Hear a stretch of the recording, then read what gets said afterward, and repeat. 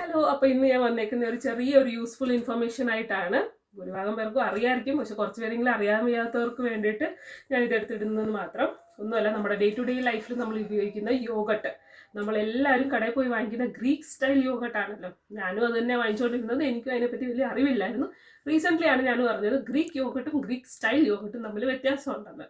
അപ്പോൾ Greek yoghurt തപ്പി തപ്പി നടന്ന് അവസാനം എനിക്കത് ഇന്ന് കിട്ടി. ഇന്ന് ഞാനിവിടെ ടെസ്കോ, UK ടെസ്കോ എന്ന് പറയുന്ന സൂപ്പർ മാർക്കറ്റ് എല്ലാവർക്കും അറിയാമായിരിക്കുമല്ലോ. അവിടെ നിന്നാണ് ഞാനിത് കണ്ടത്. അങ്ങനെ ഞാൻ ഗ്രീക്ക് യോഗട്ടാണ് വാങ്ങിച്ചത്. അപ്പോൾ ഇനി നമുക്ക് രണ്ടിൻ്റെയും ഡിഫറൻസ് നോക്കിയാലോ. ആദ്യം തന്നെ ഗ്രീക്ക് യോഗട്ട് ഉണ്ടാക്കുന്നതെന്ന് വെച്ചാൽ റെഗുലർ യോഗട്ട് എടുത്തിട്ട് അതൊരു ചീസ് ക്ലോത്തിനകത്ത് സ്ട്രെയിൻ ചെയ്തിട്ട് അതിൻ്റെ വെള്ളമെല്ലാം കളഞ്ഞ് ഒരു 6 തൊട്ട് 12 മണിക്കൂർ വരെ അത് കെട്ടി വെക്കുക തുണി. അത് കഴിഞ്ഞിട്ട് എടുക്കുന്നതാണ് ഗ്രീക്ക് യോഗട്ട്. അതായത് നാച്ചുറലായിട്ട് ക്രീമി ആൻഡ് തിക്കൻഡ് ആയിരിക്കും ഗ്രീക്ക് യോഗട്ട്.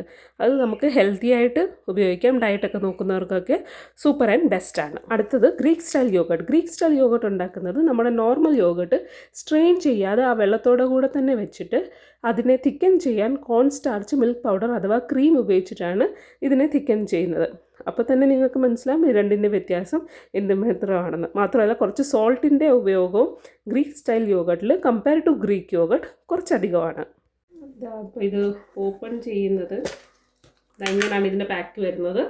മറ്റേതിനേക്കുള്ള വ്യത്യാസമുണ്ട്. ഇത് ഇതുപോലിരിക്കും.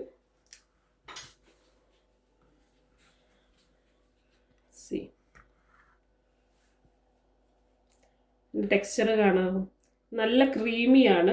ഇതിൻ്റെ ക്വാളിറ്റിക്കും രണ്ടും കൂടെ കമ്പയർ ചെയ്താൽ നല്ലൊരു വ്യത്യാസമുണ്ട്. നമ്മുടെ വീട്ടിലെല്ലാവരുടെയും വീട്ടിൽ മിക്കപ്പോഴും ഇരിക്കുന്നത് ഗ്രീക്ക് സ്റ്റൈലായിരിക്കും. നിങ്ങളിത് വാങ്ങിച്ചിട്ട് ഒന്ന് ട്രൈ ചെയ്ത് നോക്കുക.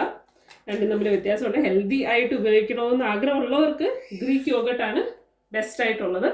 സോ എൻ്റെ ഈ യൂസ്ഫുൾ ഇൻഫർമേഷൻ നിങ്ങൾക്ക് ഉപകാരപ്പെട്ടെന്ന് ഞാൻ വിശ്വസിക്കുന്നു. അപ്പോൾ അത്രയേ ഉള്ളൂ. Bye bye, take care.